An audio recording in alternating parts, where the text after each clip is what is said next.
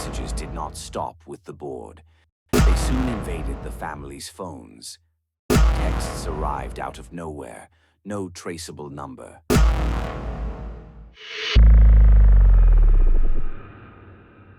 Welcome to the Dark List. The stories from the other side of the razor. Ghosts aren't real. At least that's what you tell yourself. The TV shows, they prove nothing.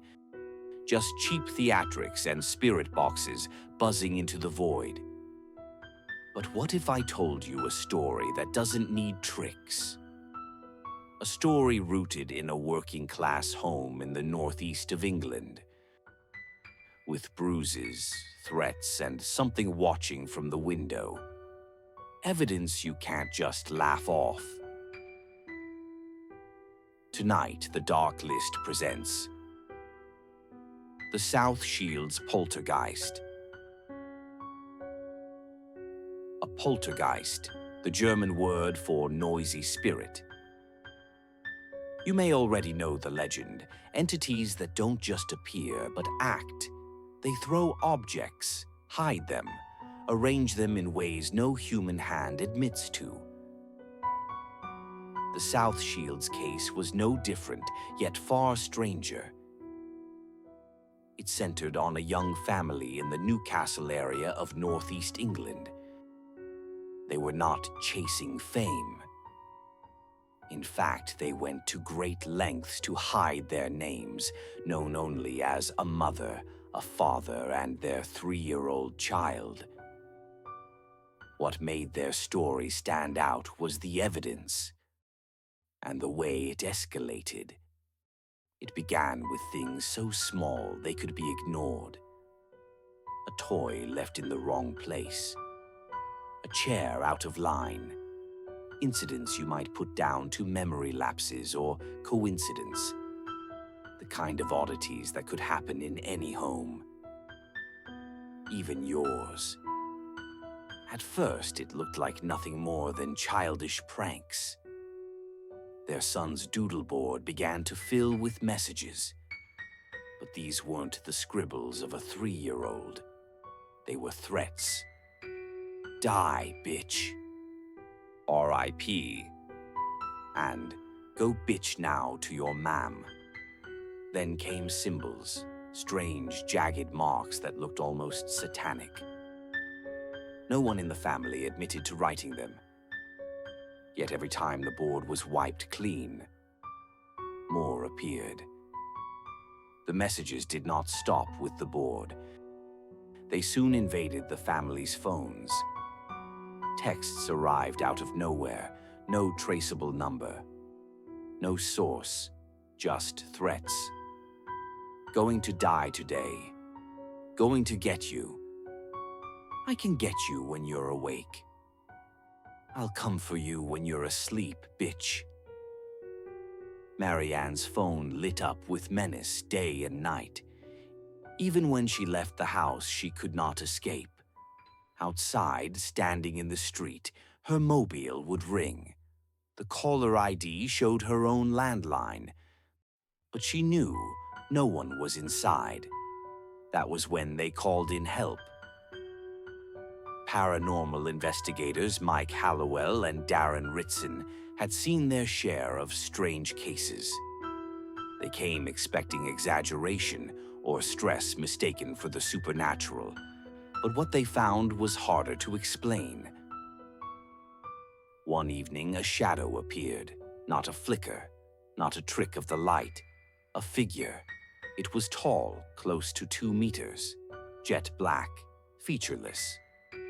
Like a cutout of darkness walking on 2 legs. It emerged from the bathroom, crossed the landing, and paused. For a moment it stood there, motionless, outside the child's bedroom. Then it turned, faceless, to stare. The air itself felt hostile, cold. They froze, unable to move. By the time they gathered themselves, the figure had gone. No one was there to hit record. Days later, the poltergeist gave them another chance. Mark, the father, suddenly screamed in pain. He clutched at his back as if clawed by invisible hands. The investigators watched in shock as red welts rose across his skin. Lines appeared, first faint, then sharper, until blood welled from the cuts. His flesh darkened as though burnt from within. This time the cameras were rolling. The footage was grainy but clear enough to show the scratches forming in real time. The violence escalated. Objects hurled across rooms, crockery lifted and crashed to the ground, ornaments relocated by unseen hands. A baby monitor hissed with ghostly voices, and the family wasn't alone in their suffering. Teams of investigators, sometimes 6 at a time, saw the same events. More than 170 incidents were logged, some caught on tape, others only in memory. To outsiders, the evidence was messy. To the family, it was more than enough. Their home had become a cage, and the thing inside mocked them, stalked them, and seemed determined to destroy them.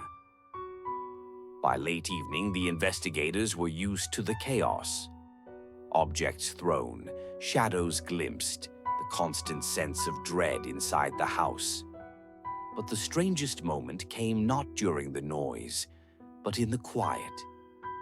It was around 10:30 when Darren Ritson finally left the family for the night. They had been shaken earlier, but seemed calmer as he said his goodbyes. He climbed into his car, started the engine, and reversed out of the drive. Something made him glance back at the house. His eyes caught the upstairs window. And there, just for a moment, he saw it. A figure, darker than the shadows around it, standing motionless, staring from the glass. The room behind that window was empty. No one should have been there. But the shape remained, fixed in place, as if watching him leave. Ritson would later describe it as one of the most chilling moments of the entire case, because for the first time he felt the entity wasn't just tormenting the family inside, it was aware of him too, watching, following. And it didn't need the chaos to make its presence known. It could simply stand, silent and waiting, in the dark. So here it stands, one of the most compelling cases of modern poltergeist activity. Well documented, multiple witnesses, and no clear, rational explanation for many of the events inside that house. The text messages were particularly damning. Investigators confirmed they could not be traced to any phone, computer, or landline. A technical feat far beyond anyone in the household if they had been trying to stage it. Skeptics suggest the family might have invented the haunting for attention or publicity. But there's a problem with that theory. The family never sought fame. In fact, the names published in the book were pseudonyms, chosen to shield their real identities. They gained no money, no recognition, only fear and upheaval. If this were a case in court, counsel would argue there was no motive, no benefit.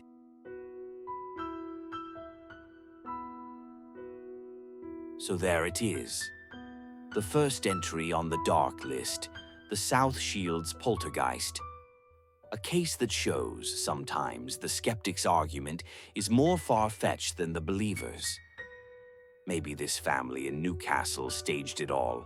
Maybe they invented threats, faked scratches, rigged toys and phones, and then forgot to cash in. No book deal for themselves, no media circuit, just fear, bruises, and anonymity. Or maybe it wasn't a game at all. Maybe the texts, the shadows, the scratches were exactly what they seemed.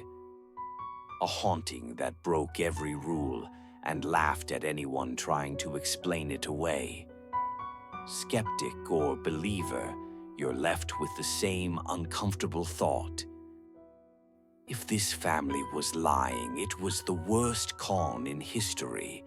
And if they weren't, then something else was in that house. This was the Dark List. The stories that you wish weren't true. And remember, sleeping with the lights on won't save you.